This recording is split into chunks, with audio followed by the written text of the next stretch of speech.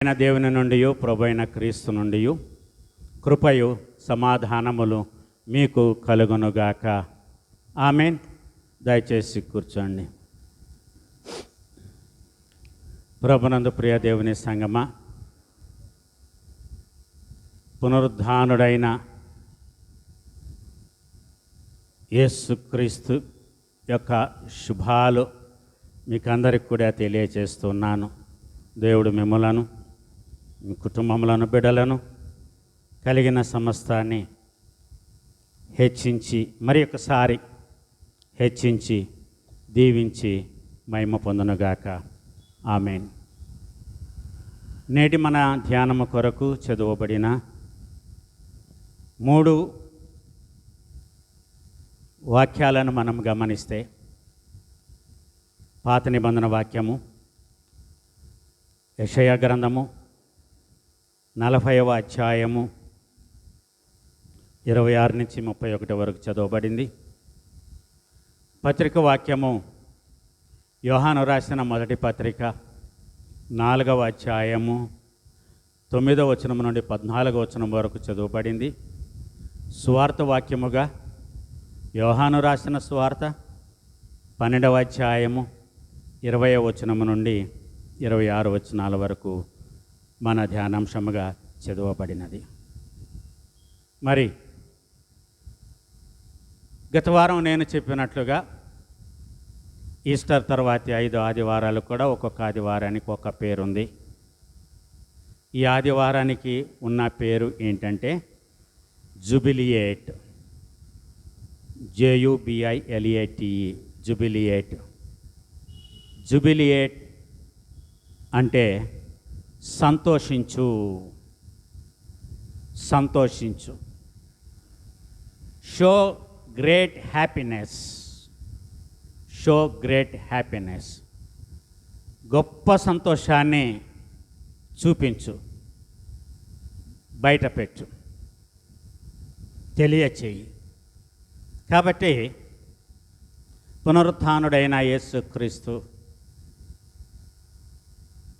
మనం జరుపుకున్న ఆ యొక్క పండుగ మొదలుకొని ఇది పండుగ తర్వాత ఇది 3వ ఆదివారంగా మనము ధ్యానము చేసుకుంటున్నాం. కాబట్టి ఈ రోజున అంశం ఏంటంటే సంతోషించండి.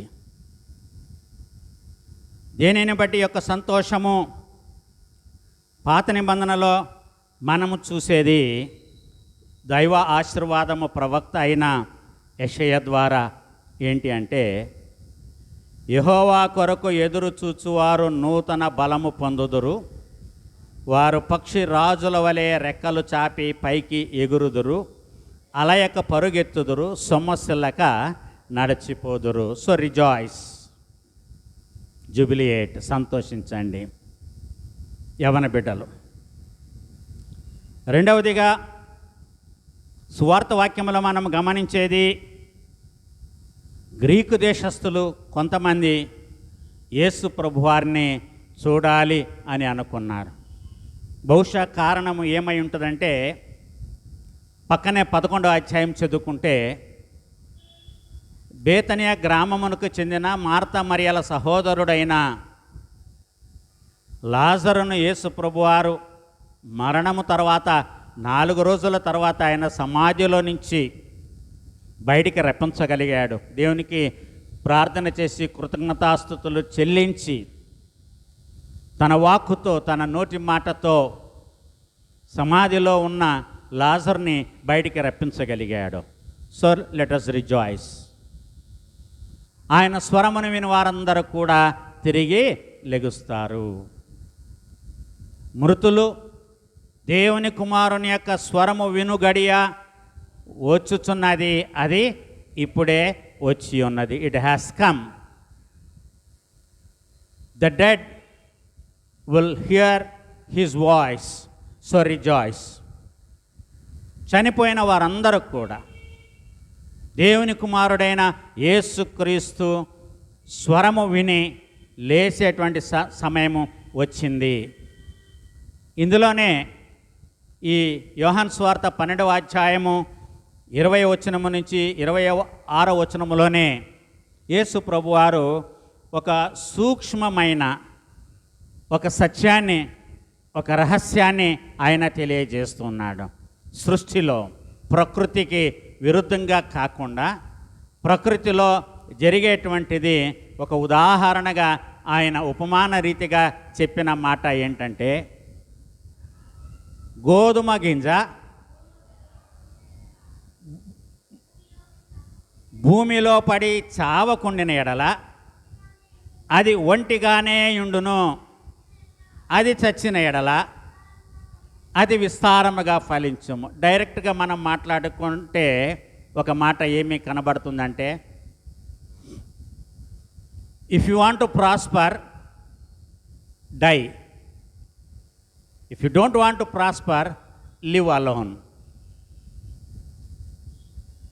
బాధ కలిగిస్తుంది కొంతమందికి. అంటే మేము చచ్చిపోతే ఫలిస్తామా, బతికుంటే ఫలించమా? No.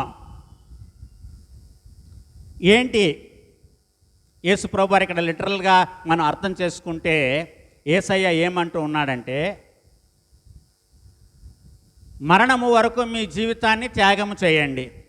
Sacrifice your life till your death.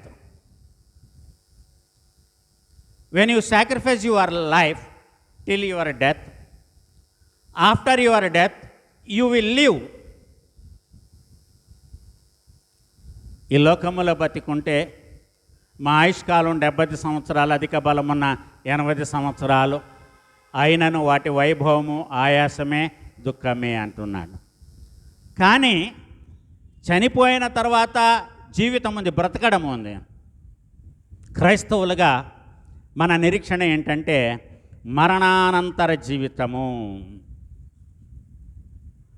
మనుషులు ఈ శరీరమును పట్టుకొని వేలాడుతూ ఇక్కడే బ్రతికి ఉండాలి, చనిపోవాలని కోరుకోరు. భయము మరణం అంటే. చనిపోతే పొందబోయే భాగ్యాన్ని గురించి మనం చాలామంది ఆలోచించం. అందుకని మనము we love this flesh, we love this flesh, we take much care than soul. హృదయానికంటే ఆత్మ కంటే ఎక్కువ ప్రాధాన్యతను మనము దేనికి ఇస్తామంటే ఈ మట్టి శరీరానికి ఇస్తాం. we ignore our soul, we give much concentration, we spend much more money to preserve this body. This is natural, this is human tendency and this is human weakness. కనుక అక్కడ చెప్పింది యేసు ప్రభువారు ఆ యోహాను సువార్త 12వ అధ్యాయము 20వ వచనము నుండి 26వ వచనం వరకు మనం చదువుకున్నాం. It's a great phrase. ఈ రోజున ప్రతి ఒక్కరు కూడా మన మైండ్లైన్ చర్చెస్లో ఇదే వాక్యాన్ని, ఇదే వచనాన్ని తీసుకుంటారు. ఏంటి ఆ వచనం అంటే ఇదే ఆ వచనము. గోధుమ గింజ భూమిలో పడి చావకుండిన ఎడల అది ఒంటిగానే యుండును, ఇట్ రిమైన్స్ అలోన్. మనము చనిపోయిన తర్వాత పాతి పెట్టబడతాము. మన ఆహార ధాన్యాలు అవి జీవంతో పాతి పెట్టబడతాయి. మనం ఎవరు కూడా సజీవ సమాధులు కాము. మనం ఎవరు కూడా సజీవ సమాధులము మనం కాము. కానీ ఆల్ ద ఫుడ్ గ్రెయిన్స్, ఏవైతే ఆహార ధాన్యాలు ఉన్నాయో, మీరు మిల్లెట్స్ తీసుకోండి, బ్యావరేజెస్ తీసుకోండి, ఏవైనా తీసుకోండి, what ever the grains you take for hour livelihood, అవన్నీ కూడా బ్రతికి ఉండగానే పాతి పెట్టబడతాయి. చచ్చిన వాటిని ఏ రైతు కూడా విత్తనాలు నాటడండి. ప్రయోజనము చచ్చిన దాంట్లో ఏముంటుంది, బతికిన దాంట్లో ఉంటుంది. కానీ మనిషి బ్రతికినంత వరకు, మనిషి చచ్చిపోయిన తర్వాత మనిషి శరీరం దేనికి కూడా పనికి రాదు. కాబట్టి చచ్చిపోయిన తర్వాత పనికి రాకుండా ఉండడం కంటే చచ్చిపోకముందే you do something, a great thing. అందరూ చేస్తున్నారు. దాంట్లో మనము కూడా ఉండాలి, మనం కూడా పాలు పంచుకోవాలి. కొన్ని సందర్భాల్లో మనం చూస్తాం, ఎక్కడైనా యాక్సిడెంట్లో బ్రెయిన్ డెడ్ అయితే, ఎవరైనా వ్యక్తికి బ్రెయిన్ డెడ్ అయితే ఆ బ్రెయిన్ ఒకటే డెడ్ అవుతాయి, మిగతా అవయవాలన్నీ కూడా సజీవంగా ఉంటాయి. ఆ అవయవాలని దానం చేస్తారు. అదే ఇక్కడ యేసు ప్రభువారు అంటున్నారు. Live while you are alive. నీ శరీరం వెళ్ళిపోద్ది, కానీ నీ అవయవాలు జీవం ఉంది కదా, వాటిని డొనేట్ చేయండి. రక్తదానము, నేత్రదానము, అవయవ దానాలు చేయాలి. వాటికి ధైర్యము కావాలి, స్ట్రాంగ్ డిటర్మినేషన్ ఉండాలి, ధైర్యం కావాలి. ప్రభునందు ప్రియులారా గమనించండి, ఇక్కడ ఈ కాంటెక్స్ట్ ఏంటి? యేసు ప్రభువారు ఈ యోహాను సువార్త 12వ అధ్యాయము మరి ఇక్కడ చెప్పినటువంటి ఈ యొక్క కాంటెక్స్ట్ని మనం చూస్తే, ఎందుకు ఈ మాట అన్నాడు ఆ రోజున? ఎవరు ఆయనను చూడడానికి వచ్చారు? ఆ చూడడానికి వచ్చినటువంటి వాళ్ళతో యేసు ప్రభువారు ఈ మాట చెప్పితే, ఇది సందర్భోచితమైనటువంటి మాటన, అసందర్భమైనటువంటి మాటన? మేము వచ్చింది కేవలం నిన్ను చూడడానికే.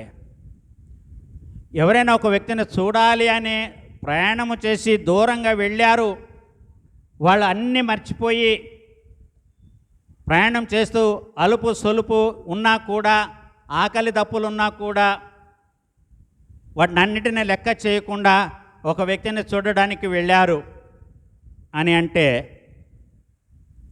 ఆ వ్యక్తిలో ఏదో గొప్పతనం ఉంది, ఏదో ఒక స్పెషాలిటీ ఉంది. కాబట్టి ఆయన్ని చూడడానికి వెళ్ళారు. It is not outward appearance, బాహ్య స్వరూపము కాదు. If you want to see somebody, don't see the outward appearance. అవసరమే, అవుట్వర్డ్ అపియరెన్స్ కూడా అవసరమే. కొన్ని సందర్భాల్లో ఈ సోషల్ నెట్వర్క్లో, ఫేస్బుక్లో కొంతమంది వ్యక్తులు ఉంటారు, వాళ్ళని మనం చూడలేము. We cannot see them, scroll చేసేస్తాం, లేకపోతే డిలీట్ చేస్తాం. ఆ ఫేస్బుక్లో ఉన్నటువంటి ఒక బలహీనత ఏంటంటే, మనం ఏదైనా తీక్షణంగా ఒక ఎపిసోడ్ని లేకపోతే ఏదైనా ఒక దాన్ని 2 సార్లు మనం చూస్తే పొద్దాక అటువంటివే పంపిస్తుంటారు, ఆ సబ్జెక్టువే పంపిస్తూ ఉంటారు. Sometimes it is painful to bear. ప్రపంచంలో భయంకరమైనటువంటి వ్యక్తులు ఉన్నారండి, వాళ్ళ స్వరూపాలను చూస్తే వణుకు పుడుతుంది, భయం వేస్తుంది, చూడలేము.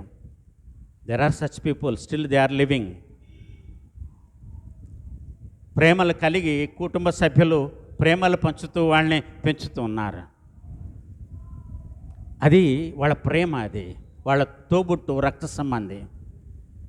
కానీ మనకి ఏ సంబంధం లేదు కాబట్టి మనం చూడడానికి భయపడతాం. అవును, అది నాకు కూడా జరుగుతుంది. నేను కూడా చూడలేను, స్క్రోల్ చేసేస్తాను, లేకపోతే డిలీట్ చేస్తాను. ఒకసారి డిలీట్ చేస్తే మళ్ళీ వాళ్ళ అటువంటి పోస్టులు మనకు పెట్టరు, ఎందుకంటే వాళ్ళు చూడడానికి ఇష్టపడట్లేదు. ఆప్షన్ ఉంటుంది, do like to see more or do you like to see less. నేను లెస్ బటన్ నొక్కుతాను అక్కడ, సో మళ్ళీ నాకు రావు. కనుక ఇక్కడ యేసు ప్రభువారిని చూడడానికి ఎవరు ఆ పండుగలో ఆరాధింపవచ్చిన వారిలో కొందరు గ్రీసు దేశస్థులు ఉండిరి. గ్రీసు దేశస్థులు, ఈ గ్రీసు దేశస్థులు యేసయ్యను చూడాలి అనేటువంటి ఆలోచన వారికి కలిగిందండి. ఏం చూస్తారు ఆయన్ని? ఏం చూస్తారు?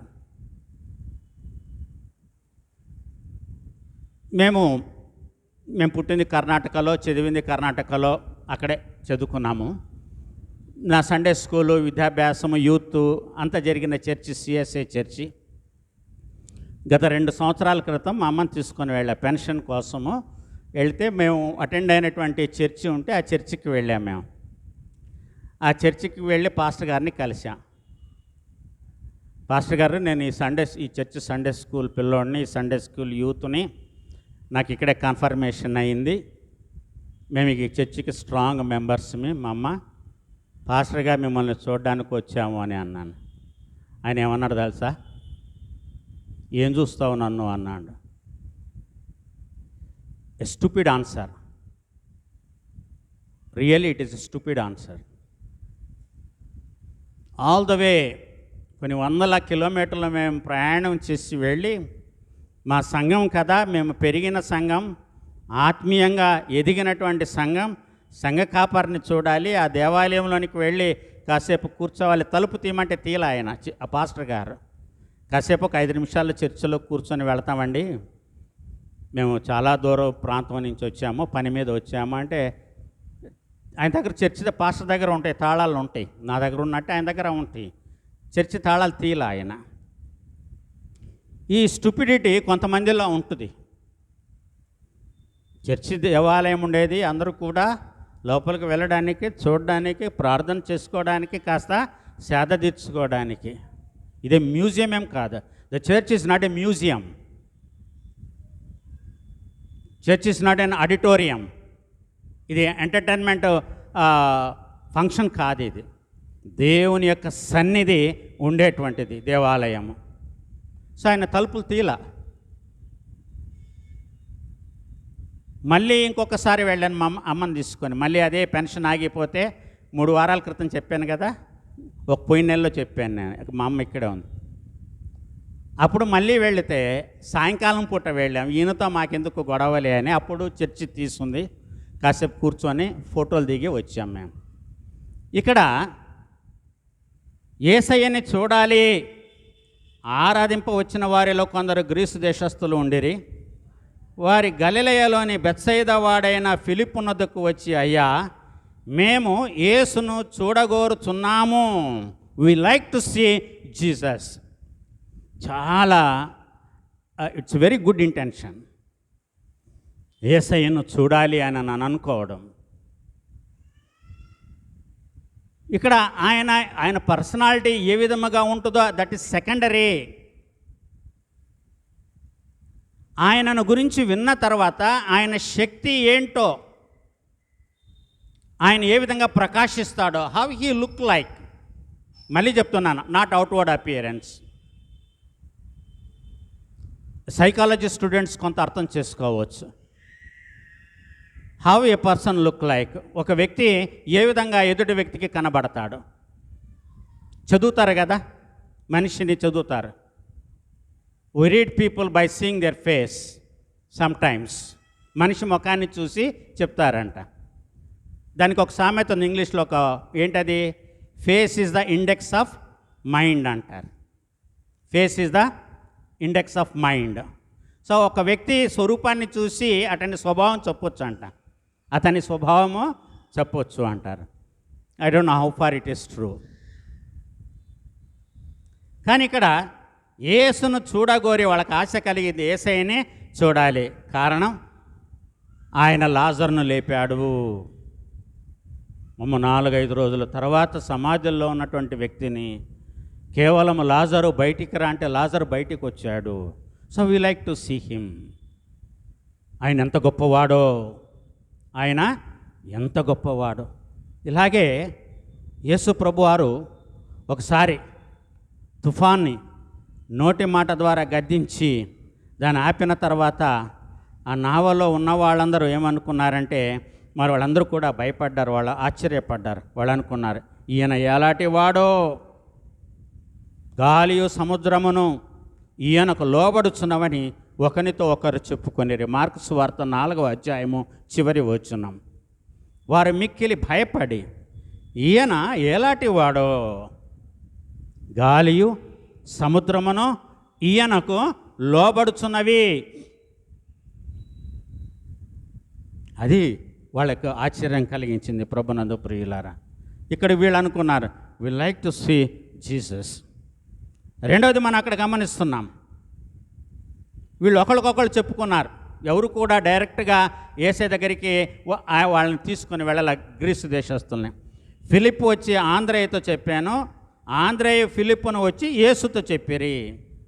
అందుకు యేసు వారితో ఇట్లా, నేను ఏంటది, మనుష్య కుమారుడు మహిమ పొందవలసిన గడియ వచ్చి ఉన్నది.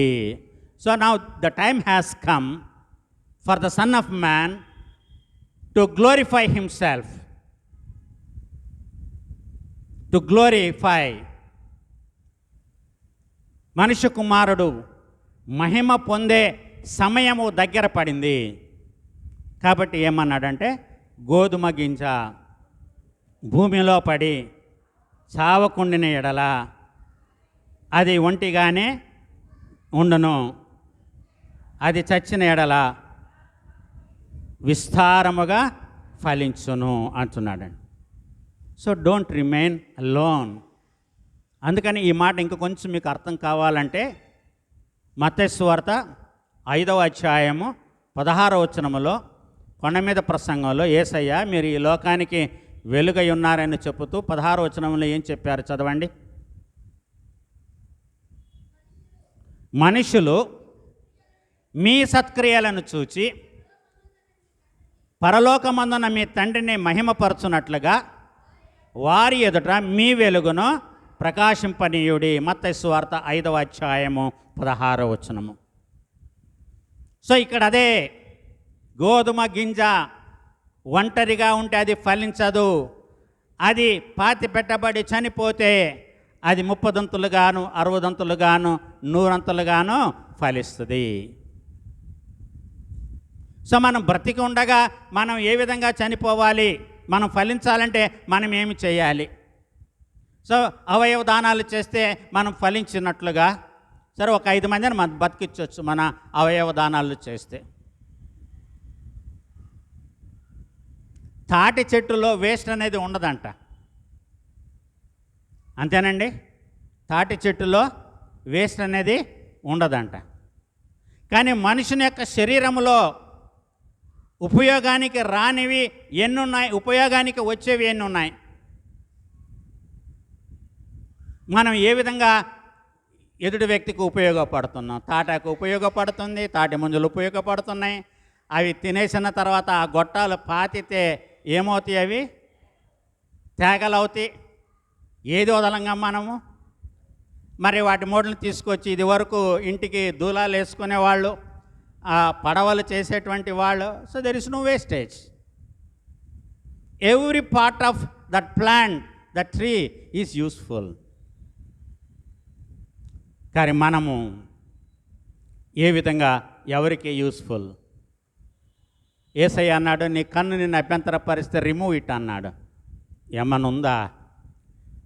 వీలు లేదు. కానీ ఉంటే 3వ కన్ను కూడా మనం పెట్టుకుంటాం, కానీ మనం ఎవరికి దానము చెయ్యము. ఆ భాగ్యం ఎవరికి కలిగిందంటే బ్రెయిన్ డెడ్ అయిన వాళ్ళకే కలిగింది. బ్రెయిన్ డెడ్ అయిన వాళ్ళకే కలిగింది. వాళ్ళ యొక్క అవయవ దానాలతో వాళ్ళు జీవిస్తూ ఉన్నారు.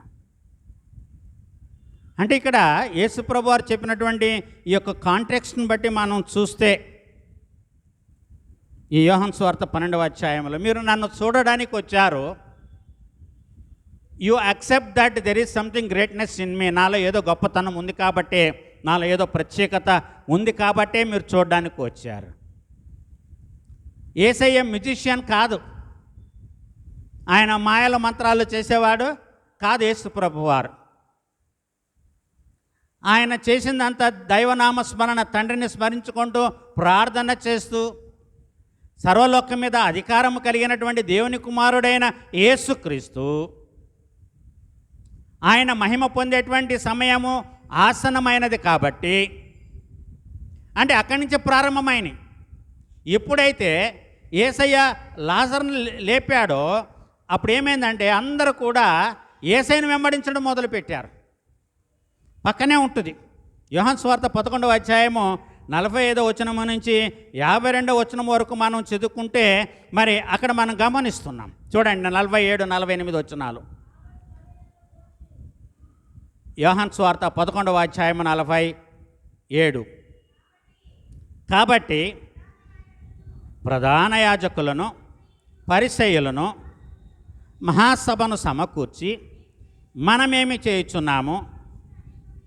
ఈ మనుషుడు అనేకమైన సూచక క్రియలు చేయుచున్నాడే, మనం ఆయనను ఇలాగు చూచుచూ ఊరకుండిన ఎడల అందరూ ఆయన యందు విశ్వాసం ఉంచెదరు. చాలండి, 2వ పాట తర్వాత. మనం ఊరుకనే ఉంటే, ఇఫ్ యు కీప్ సైలెంట్, ఈయన మనము ఆపకపోతే అందరూ కూడా ఆయన నమ్ముతారు.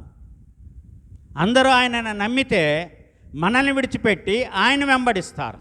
ఎందుకంటే యేసయ్య ఏమని చెప్పుకున్నాడు ఈ లోకంలో ఉన్నప్పుడు? నేను యూదులకు రాజుని, నేను దేవుని యొక్క రాజ్యాన్ని స్థాపించడానికి వచ్చాను.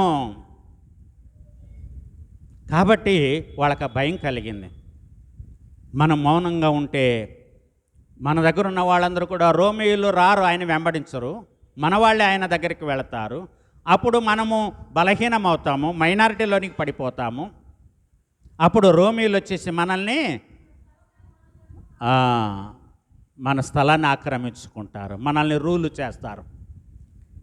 మనకు ఉండాలి అంటే మనం యేసయ్యని, యేసుక్రీస్తుని అరికట్టాలి. ఆయనకు ఖ్యాతి కలగకుండా మనం ఆయన ఆపాలి. ఆయన ఆపాలంటే ఒకటే, ఆయన్ని చంపాలి. కనుక ప్రభునందు ప్రియులారా, అప్పుడు యేసు ప్రభు వారికి తెలిసింది కాబట్టి ఇక్కడ యేసయ్య ఆ మాట అన్నాడు వాళ్ళతో. వాడు ఎవరైతే చూడడానికి వచ్చారో వాళ్ళని చూసి అన్నాడు.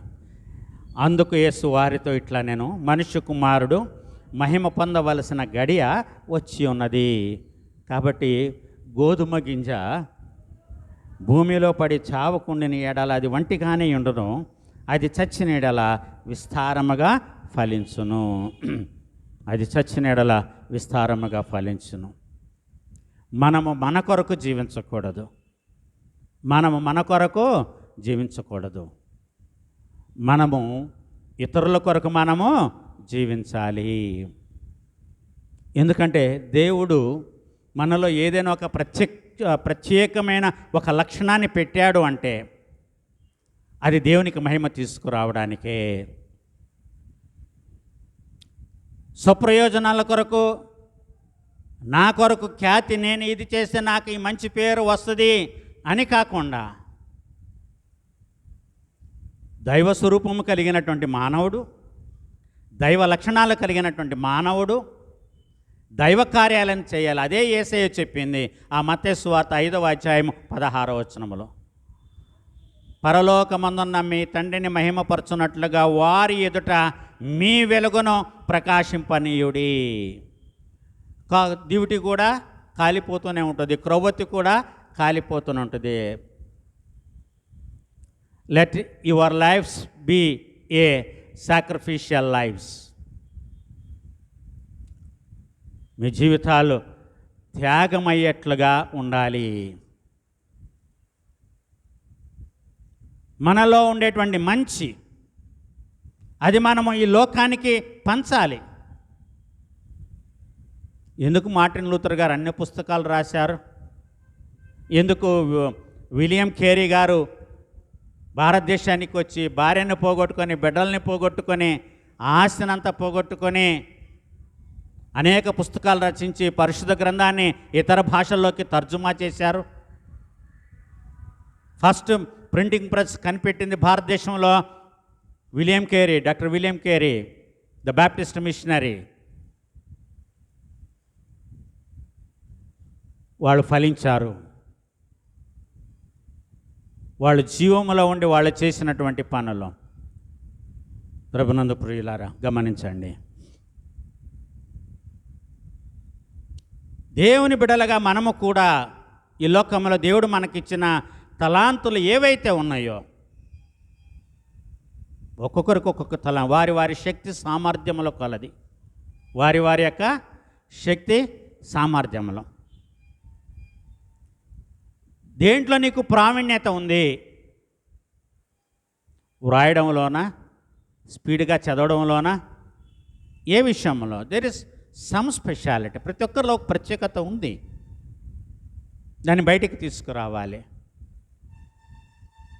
Don't bury your talents. మీరు ఫలించాలి అని అంటే, లేకపోతే ఈ రోజున మరి మన జ్ఞానం మనం ఎక్కడ సంపాదించుకుంటున్నాము?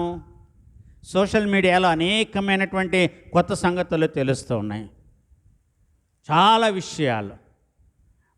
మనకు తెలియనివి ఎన్నో ఉన్నాయి సృష్టిలో. అవన్నీ కూడా మనం అక్కడ సోషల్ మీడియాలో మనం తెలుసుకోవచ్చు. పుస్తకాలు చదివి తెలుసుకోవచ్చు. దేవుడు కళ్ళు ఇచ్చాడు మనకి చూడడం కోసం, చూడాలి. చెవులు ఇచ్చాడు మనం వినాలి. చేతులు ఇచ్చాడు పనులు చేయాలి. You are not a disable man, you are perfect man, perfect woman, perfect human being. అరే, లోకంలో అంగవైకల్యముతో ఉన్నవారే గొప్ప గొప్ప కార్యాలు చేస్తున్నారు. They are breaking the records, they are making the records. మనం ఎందుకు చేయకూడదు? మనం ఎందుకు ఫలించకూడదు? ఎందుకు ఒంటిగా ఉండాలి? మనలో మనం ఎవరికైనా చెప్తే నేర్చుకొని బాగుపడిపోతారేమో, అట్లాగే చచ్చిపోతాం ఎవరికి ఉపయోగపడకుండా. ఉపయోగపడాలి ప్రభునందు ప్రియులారా. అదే ఈనాటి వాక్యాలన్నీ కూడా మనకు తెలియచేస్తున్నాయి. అదే ఇంకొకటి మిస్ అయ్యాను, చెప్పలేదు, చెప్తాను. అది మిస్ కాలేదు. యోహాను రాసిన మొదటి పత్రిక 4వ అధ్యాయము మరి 9-14 వచనములో ప్రేమ. యోహాన్ కాన్సెప్ట్ అంతా కూడా ఏంటంటే ప్రేమే. ఆ 3 పత్రికల్లో మనం కనపడేది ఏంటంటే లవ్. ఆ ప్రేమను గురించి మాట్లాడుతూ అక్కడ ఏమంటున్నాడో యోహాను భక్తుడు చూడండి.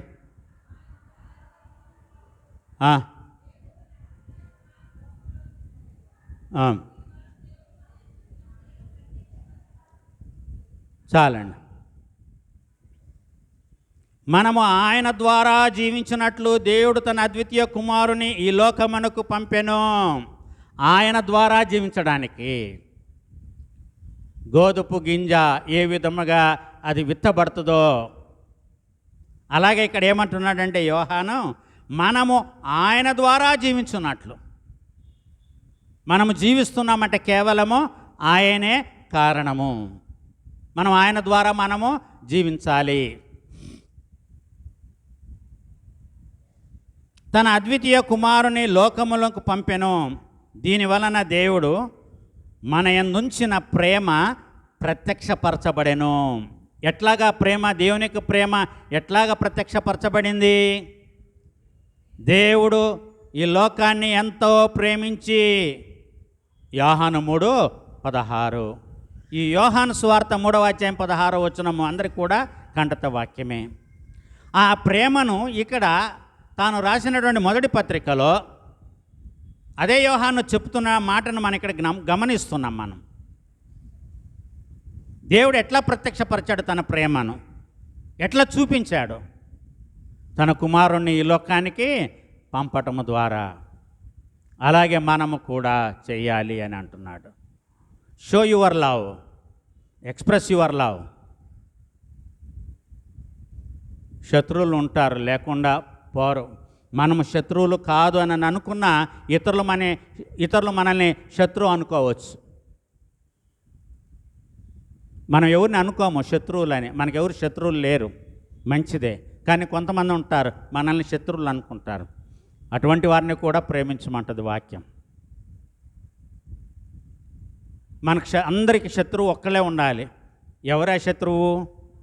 సాతాను, అపవాది. అపవాదిని ప్రేమించకూడదు. అపవాది క్రియలేంటో మనకు తెలుసు, సాతాను క్రియలేంటో మనకు తెలుసు. అవేంటంటే ఎదుటి వ్యక్తిని ఎక్స్ప్లాయిట్ చేసి ఎదుటి వ్యక్తికి నష్టపరిచేవన్నీ కూడా, ఇవన్నీ కూడా సాతాను క్రియలే. అలా కాకుండా దేవుడు తన ప్రేమను తన కుమారుణ్ణి ఈ లోకానికి పంపించడం ఒక్కటే కాదు, ఆయన ఈ లోకానికి ఆయన త్యాగం చేశాడు. కుమారుణ్ణి దానం చేశాడు, బలిదానం చేశాడు. బలిదానము, బలి కొరకు దానం చేశాడు తండ్రి తన కుమారుడైన క్రీస్తుని. కాబట్టి అందులో దేవుని ప్రేమ ప్రత్యక్షమవుతుంది అని ఈ యోహాను రాసిన మొదటి పత్రిక 4వ అధ్యాయము 9, 10, 11 వచనాలు మనం చూస్తున్నాం.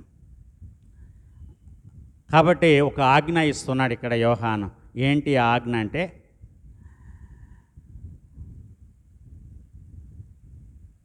మనము దేవుని ప్రేమించితమని కాదు, తానే మనలను ప్రేమించి మన పాపములకు శాంతికరమైండుటకు తన కుమారుని పంపెను. మన పాపములకు శాంతికరమై ఉండడానికి యేసుక్రీస్తుని పంపాడు. ఇందులో ప్రేమ ఉంది. ప్రియులారా, దేవుడు మనలను ఇలాగూ ప్రేమింపగా మనం ఒకరికొకడు ప్రేమింపబద్ధులమై ఉన్నాము. దేవుడు మనల్ని ఏ విధంగా ప్రేమించాడో మనము కూడా ఒకరికొకరు అదే విధంగా ప్రేమించుకోవాలి. ఆ ప్రేమ ఇక్కడ ఏమంటున్నాడంటే, మీ యొక్క జీవితాన్ని సమర్పణ చేయండి, త్యాగము చేయండి. అదే ఇక్కడ అంటున్నాడు. తన ప్రాణమును ప్రేమించువాడు దాన్ని పోగొట్టుకొనను. ఈ లోకమును తన ప్రాణమును ద్వేషించువాడు నిత్య జీవార్థమై దాన్ని కాపాడువాడని మీతో నిశ్చయముగా చెప్పుచున్నాను. ఏ విధంగా గోధుమ గింజ భూమిలో పడి చనిపోతుందో, ఎందుకు చనిపోతుందంటే ఫలించడం కోసం చనిపోతుంది. ఫలించడం కోసం చనిపోతుంది. అలాగే మనము కూడా దేవుని ప్రేమ కలిగినటువంటి మనము, ఆయన ప్రేమను పంచుకున్నటువంటి మనం, రుచి చూసినటువంటి మనం, యెహోవా ఉత్తముడని రుచి చూసి తెలుసుకొనుడి, ఆయనను ఆశ్రయించు నరుడు ధన్యుడు. యెహోవా ఉత్తముడని రుచి చూసి తెలుసుకోవాలి ప్రభునందు ప్రియులారా. కాబట్టి ఈ లోకంలో మనం ఇక్కడ ఈ యెషయా గ్రంథము 40వ అధ్యాయము ఈ చివరి భాగంలో మనం చదువుకున్నట్లుగా 26వ వచనము నుంచి ఈ 31వ వచనం వరకు మనం చదువుకున్నట్లుగా ఇక్కడ ఏమంటున్నాడు? నీకు తెలియదా, నీవు వినలేదా? భూదిగంతములను సృజించిన యెహోవా నిత్యుడగు దేవుడు, ఆయన సమస్యలడు అలయడు, ఆయన జ్ఞానమును శోధించుట అసాధ్యము. సమస్యలున్న వారికి బలమిచ్చువాడు ఆయనే, భక్తిహీనులకు బలాభివృద్ధి కలుగు చేయువాడు ఆయనే. బాలురు సొమ్మసిల్లుదురు, అలయదురు, యవ్వనస్తులు తప్పక తొట్టిల్లుదురు. యెహోవా కొరకు ఎదురు చూచువారు నూతన బలము పొందుదురు. వారు పక్షిరాజుల వలె రెక్కలు చాపి పైకి ఎగురుదురు, అలయక పరుగెత్తుదురు, సొమ్మసిల్లక నడిచి పోదురు. సో ద రిన్యూవింగ్ ద స్ట్రెంగ్త్, ఇది ఇక్కడ వయసుతో నిమిత్తం లేదండి. ఇక్కడ వయసు కాదు, ఆత్మపూర్ణులై ఉన్నంత వరకు మన విల్ పవర్ ఏదైతే ఉందో, విల్ పవర్ అది ఉన్నంత వరకు మనం ఏ కార్యానైనా మనం సాధించగలం. కేఎఫ్సి మీకు తెలుసు కదా. ఆ కేఎఫ్సి వ్యవస్థాపకుడు ఏ ఏజ్లో దాన్ని కనుక్కున్నాడు? 60+. అన్నిట్లో ఫెయిల్ అయ్యాడంట. వైల్ హీ వాజ్ యంగ్, ఆయన యవ్వనస్తుడుగా ఉన్నప్పుడు చేసిన ప్రతి ప్రయత్నంలో ఫెయిల్ అయ్యాడంట. He was rejected. ఎక్కడికి వెళ్ళినా, ఏ ఇంటర్వ్యూకి వెళ్ళినా, ఏ పని చేసినా ఎక్కడ కూడా అన్నింటిలో ఫెయిల్. ఆయనకి చివరికి తెలిసింది ఒకటేనంట, కుకింగ్. నాకులాగా కుకింగ్. ఈ కుకింగ్లో he became famous. So now it is world wide. KFC అనేది ఇప్పుడు ఏమైంది? World wide. అందరూ కూడా కేఎఫ్సి చికెన్ తినాలని ఇష్టపడతారు. అది ఆయన టాలెంట్. నాకు తెలిసింది చివరికి ఒక్కటి ఇదే, అన్నీ చేశాను నేను చేయాలనుకున్న ప్రయత్నాలన్నీ కూడా నేను చేశాను, నేను ఎక్కడ కూడా సక్సెస్ కాలా. He made the last attempt. చివరిది చేశాడు. ఏంటంటే చికెన్ కుక్ చేశాడు. తనకున్న తలాంతులన్నీ ఉపయోగించి వెరైటీగా ఒక వంటకము తయారు చేశాడు. It was tasty. It is tasty. He impressed many people. Now he became a very big, famous man at the age of 60. ఏముందండి, 60 ఏళ్ళు వచ్చేస్తే ఏముండదు. శరీరం సహకరించదు, ఆత్మ సహకరించదు, మనస్సు సహకరించదు, హృదయం సహకరించదు. ఇవన్నీ కూడా ఒట్టి మాటలే, తప్పించుకోవడానికి చెప్పే మాటలు. అదే అన్న విల్ పవర్ ఉండాలి, పట్టుదల ఉండాలి, చేసి చూపించాలి. ఇక్కడ ఎందుకన్నాడు? ఇక్కడ బాలురు సమస్యలెదురు అలయుదురు, యవ్వనస్తులు తప్పక తొట్టిల్లుదురు. కానీ యెహోవా కొరకు ఎదురు చూచువారు నూతన బలాన్ని పొందుకుంటారు. యెహోవా కొరకు ఎదురు చూచువారు. వాళ్ళు అదే అన్నారు అక్కడ గ్రీక్ దేశస్తులు వాళ్ళు వెళ్ళి, we like to see Jesus, యేసుని మేము చూడగోరుచున్నాము. వాళ్ళకి స్ట్రెంగ్త్ వచ్చింది. ఎప్పుడైతే యేసయ్యను వాళ్ళు ఎదురుగా ముఖాముఖిగా చూశారో వాళ్ళకి శక్తి వచ్చింది. We have seen Jesus. వాళ్ళ చెస్ట్ పెరిగింది. ఎందుకంటే గాలి లోపలికి వెళుతుంది, ఊపిరి పీల్చుకుంటారు. ఊపిరి పీల్చుకున్నప్పుడు ఏమవుతుందంటే చెస్ట్ ఎక్స్పాండ్ అవుతుంది. డీప్ బ్రీత్ తీసుకున్నప్పుడు వీ హ్యావ్ సీన్ జీసస్. నెమ్మదిగా మళ్ళీ వదిలారు. ఆ సంతృప్తి వాళ్ళకి సాటిస్ఫాక్షన్ వచ్చింది. ఓ యేసయ్యా, లాజర్ని లేపినవాడు ఈయనే, ఈజ్ ఎ గ్రేట్ మ్యాన్. ఈయన ఎలాంటి వాడో, ఎలాంటి వాడో కానీ ఈ యేసుని ఏమని వివరింతుమో, గాలివాన యేసుని గద్దెంపునకు చాలా భయపడి వణికేను. ఎలాంటి వాడో కానీ యేసుని నేమని వివరింతుమో, గాలివాన యేసుని గద్దెంపునకు చాలా భయపడి నిలిచేను. ఎలా బీతులైతే రే ఇంతలోనే ఎంత నమ్మిక లేదని,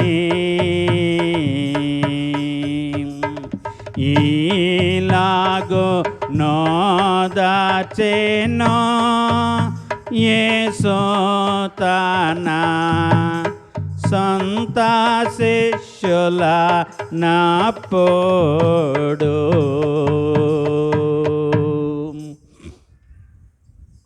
యేసయ్య శక్తిని తెలుసుకొని ఇంకా సందేహిస్తే ఎట్లా?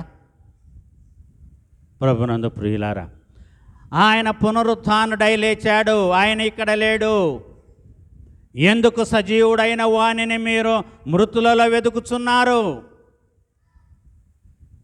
Why are you searching the risen in the dead? సజీవుడైన వానిని మృతులలో ఎందుకు వెతుకుచున్నారు?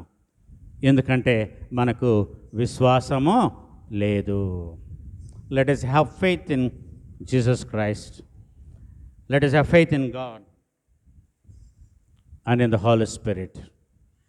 సో ఆయన చూడాలి అనుకోవడము మనకి యవన ప్రయాణం ఇస్తుందంట. డోంట్ అట్లంటే ఆ ముఖ కవళికలు ఆ బలము వస్తాయి అని అనుకోకండి. The spirit will renew, your strength will renew. చూడాలి అని అనుకోవడంలో తప్పు లేదు. అన్వేషించాలి. ఆయన దొరికేంత వరకు వెతకాలి. ఆయన ఎక్కడ దొరుకుతాడో అక్కడికి వెళ్ళి ఆయన వెతకాలి. Search God, research. మళ్ళీ వెతకండి. You will catch him. ఆయన మనం పట్టుకోగలం. గ్రీక్ దేశస్తులు ఏ విధముగా ఆయన కనుగొన్నారో మనం కూడా కనుగొనడానికి దైవకృప మనకందరికీ తోడుగా ఉండనుగాక. ఆమేన్. సమస్త జ్ఞానమునకు మించిన దేవుని యొక్క సమాధానము యేసుక్రీస్తులైన మీ హృదయములకు మీ తలంపులకు కావాలి ఉండునుగాక. ఆమేన్.